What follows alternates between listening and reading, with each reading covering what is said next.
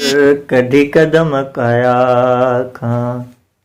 ॿाहिरि कर तॾहिं हर जाईंदई तॾहिं हर जाईंदई हक़ नज़र कढी कदम कया खां ॿाहिरि कर कढी कदम कया खां हो ॿाहिरि कर तॾहिं हर जाईंदई तॾहिं हर जाईंदई हक़ नज़र कढी कदम कया खां वो शीश महल में शाह थो बोले ॾिस तूं अंदर जूं